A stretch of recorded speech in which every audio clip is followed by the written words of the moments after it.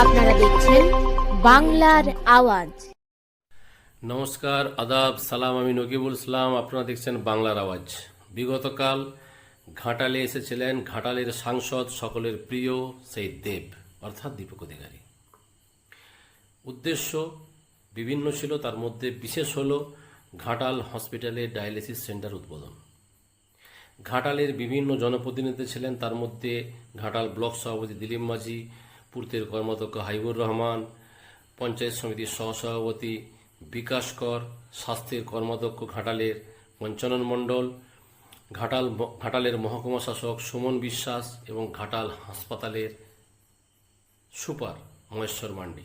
তার সাথে ছিলেন দাসপুরের বিধায়িকা মমতা ভূঁইয়া সহ সাংগঠনিক জেলার সভাপতি আশিস হুদাইদ মহাশয় এবং জেলার অজিত মাইতি মহাশয়, পশ্চিম মেদিনীপুর জেলার সভাধিপতি এবং তার সাথে ছিলেন কর্মাধ্যক্ষ রফিক আলী সহ বিভিন্ন শাসক দলের জনপ্রতিনিধিবৃন্দ। বিষয়টি ছিল ডায়ালিসিস সেন্টার উদ্বোধন, ঘাটালের স্ট্রিট লাইট উদ্বোধন, জনতার দরবার করবে দীপক অধিকারী অর্থাৎ ফিল্ম স্টার দেব। আজকের দিনটা ছিল যেন ঘাটালের জন্য সুখবর, ঘাটালবাসীর জন্য সুখবর। আজকের দিনটা একটা ইতিহাসের পাতায় লেখার মতো দিন ছিল। তো আজকে বিভিন্ন সংবাদ মাধ্যমের প্রশ্নের সম্মুখীন হন দেব। সমস্ত প্রশ্নের উত্তর বুক ফুলিয়ে দেওয়ার ক্ষমতা রাখে দেব। সকল সংবাদ মাধ্যমকে উনি বুক ফুলিয়ে উত্তর দিয়ে গেছেন। বাংলার আওয়াজের পক্ষ থেকেও প্রশ্ন ছিল, ঘাটাল হসপিটাল কেন? সারা পশ্চিমবাংলার সুপার স্পেশালিটি হসপিটালের অস্থায়ী কর্মীদের দুঃখ, যন্ত্রণা, বেদনা, সেই সব সমস্যার কথা দীপক অধিকারীর সামনে তুলে ধরা হয়েছিল।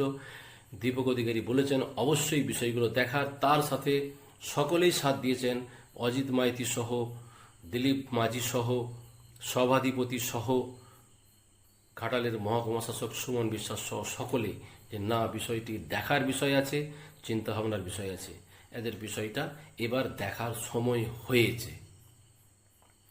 তো আপনারা দেখুন সেই দৃশ্য, আর ঘাটাল হসপিটালের সুপার কি বলছেন সেটা শুনুন। স্যার আছেন, আমাদের সভাধিপতি ম্যাডাম আছেন এবং অন্যান্য সম্মানীয় আমাদের জনপ্রতিনিধিরা, সবাইকে নমস্কার জানাই। আজকে পিপিপি মডেলে আমাদের ডায়ালিসিস ইউনিটটা আজকে আমাদের ঘাটালের শুরু হতে চলেছে, যার আনুষ্ঠানিক শুভ উদ্বোধন করবেন আমাদের সাংসদ। আপনারা জানেন যে সমস্ত কিডনির পেশেন্ট যাদের ডায়ালিসিস অ্যাকচুয়ালি লাগে, তাদের এখনো পর্যন্ত ডায়ালিসিস করতে হলে কলকাতা অথবা প্রাইভেট হসপিটালে যেতে হয়। তো এইখানে একটা যাতায়াতের সমস্যা, তার সঙ্গে এক্সট্রা খরচ, এটা একটা সমস্যা লেগেই থাকে। তো এই ডায়ালিসিস ইউনিটটি চালু হওয়ার ফলে আমরা আশা করছি যে ঘাটালের মানুষ এবং পার্শ্ববর্তী জেলার যে মানুষ আছে যারা এই ঘাটাল হসপিটালের উপরে নির্ভরশীল, ওনারা উপকৃত হবেন এবং আপনাদের সবার সহযোগিতায় আমরা সাফল্যের সঙ্গে চালাবো এই ইউনিটটি, এই